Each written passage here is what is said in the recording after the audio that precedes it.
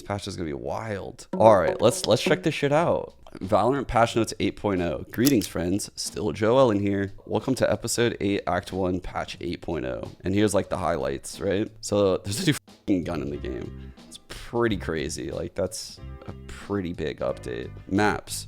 Icebox rotated back in with updates, and Lotus got some updates as well. Haven rotated out. So that means that the current rotation of maps is Icebox, Lotus, Sunset, Breeze, Ascent, Bind, and Split. Hard to say right now where we stand with things. I don't think I'm a fan of Breeze and Ascent. I think Sunset's kind of blah. It's all right. It's not terrible. It's just, it is how it is. I enjoy playing Bind and Split. I do not enjoy historically playing Icebox and Lotus, although I am very excited to play Icebox right now, and I'm excited to test the new Lotus changes and agents. There was some buffs to Deadlock and a nerf to Killjoy. All right, weapons updates. Outlaw goes live. Introducing Valorant's first new weapon since launch, the Outlaw. A high-impact, double-barreled sniper rifle built for do-or-die match or playmaking. Jesus Christ, I can't read. A semi-automatic, stay zoomed, 2 slugs a magazine, longer reload when empty. So it's a quicker reload if you shoot one bullet. It's a longer reload if you shoot both bullets. The Outlaw uniquely has different reload timings when it's reloading from empty versus just reloading one shot. 2,400 credits. It's a pretty good price range, I think. Like, you could buy this on a gun round, but it's risky, right? Like, at 2,400 credits, it's like a big enough purchase where you're probably not going to see it in like the really early rounds. You might see it like second round with like half armor or some shit. But then on first gun, when everyone has full armor, it won't be as valuable. So what you could see because of this gun is a shift in the economy at the pro level. The shift that you're going to see at the pro level is likely the buys on like the second round. You might find people full ecoing more on that round for the sake of making sure they can afford full shields. Because right now there's times on the bonus where people don't have full shields. That's something I think could happen. This category looks so crowded now. We got 5 things in this column compared to these. We need to do some cleaning up of this menu right now.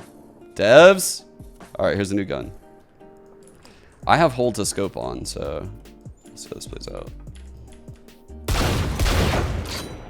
That's crazy because you stay scoped. So it's 140 to the chest. 140. 38. It's a long ass reload though. Look at that. Still 140. So it's 140 no matter the distance? That's crazy, actually. It's 140 no matter the distance.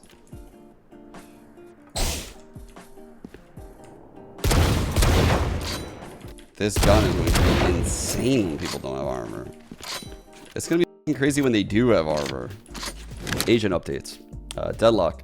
Continuing in the direction of the previous 7.10 GravNet changes, we're looking to build upon the unique strengths of Deadlock's 2 other basic abilities, the Sonic Sensor and Barrier Mesh. For Sonic Sensor, we're increasing the reliability of the concuss once triggered by shortening its windup time, while also increasing flexibility by allowing you to recall and redeploy it in a round. For Barrier Mesh E, we've increased the max length of the barrier walls to allow it to divide much larger spaces than is possible with comparable utility and make it more reliable at fully blocking chokes when deployed quickly.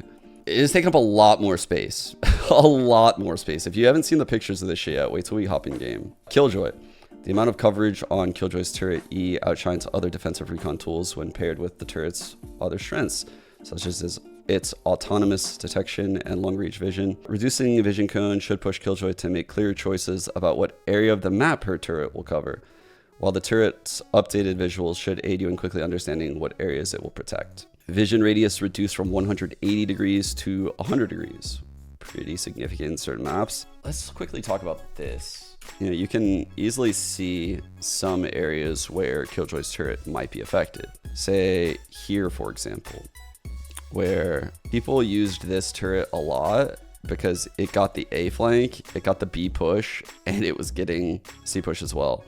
Now you won't be able to do this turret. You wouldn't want to use this turret because your field of view is like something like this. It's between these 2 white lines. It wouldn't get the C and B push let alone like the A flank. So this turret will not be used like this anymore. All right, map updates. For a recap of the Icebox and Lotus changes, I made another video that I will link here. I heard some takes that like this doesn't help a lot, and I fundamentally disagree with that. I think this will change quite a bit. Let's just throw out like the old comp, which probably won't be the play anymore, but it's probably not going to be this comp. But I'm just going to show you how the map changes affect things. Before, you would run into like a lot of problems because this is like the Killjoy setup right here on defense. What would happen is like you would be running this comp without a lot of util. For lack of a better word, you would be very stuck in what you do because you don't have a lot to work with. You only have this Sova kit. Slows aren't going to do a lot for you to get the space.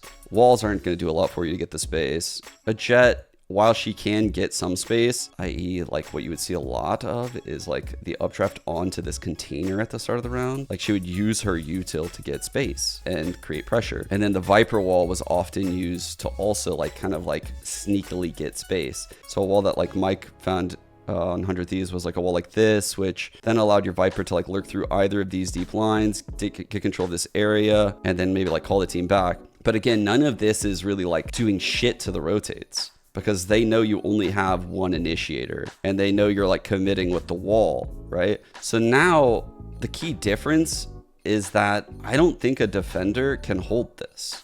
It's gonna feel really weird. You can take B long now with less util than before because of this change. You can take mid, and when you take mid, you can actually do stuff with it now. Now you could like take mid, break this turret, and be like hiding mid behind this box, like anywhere in this tube. You could do like some kind of like bait setup, right? Where like this Killjoy's playing like holding the line, this Viper's playing like holding, looking into mid maybe like this way through the window, and this Killjoy's looking forward. If this Killjoy gets blind from like anything, the Viper can swing, get that kill. You're in a situation where you can then A split or B split really well, like really, really well. A key problem before was, say you do something like you orb this off rip, or maybe you don't even orb that. Maybe, you know, you could barrier this or some shit, and you try doing like this mid push. And sometimes you even had like Sovas that knew like the dart for in here, which now would cook. Like this wall would be crazy. Now when you come through mid, you clear this and this line right here on the swing, you come through, everything is in front of you. Now again, everything's in front of you. Clear this way, the star is clearing also. And you can't die like in the back, which was a problem before, right? Like you would cross this, and then if there was someone in here, they could just like timing you out of here. And so you would have to expend an extra player to like hold that. And they're so out of the play. Like there's just nothing for them to do here, and they get cleared and they die. It was never worth it for teams to do mid B splits. And it's also hard to pivot off of. There's so many things that like go wrong when you do this on Icebox. And I think with this like opening in this zone, this spot alone is better. Like anywhere in here to like hold their flank is a lot better because there's a lot less variance. Playing in the tube is way better on like a mid B split. So your lurker can live a lot easier and like disrupt the late round.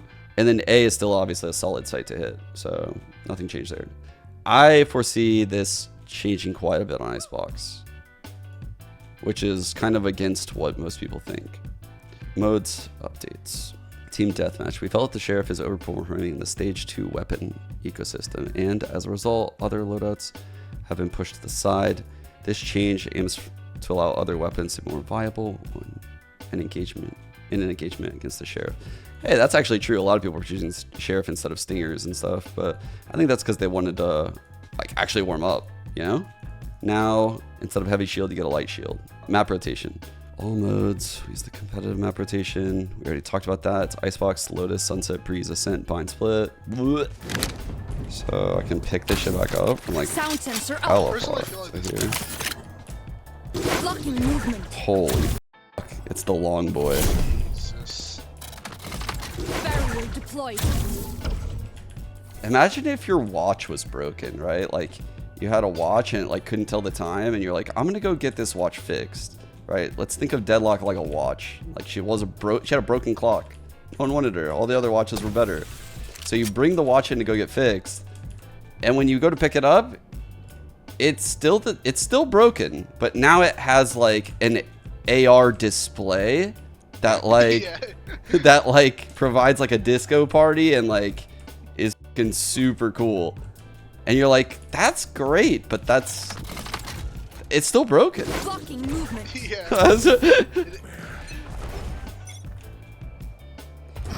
TP up here. TP over here. Bro, Omi can make some plays in mid now. Because now with Omen, you could TP top tube, you could TP in tube, you could TP on top boiler, you could TP past boiler.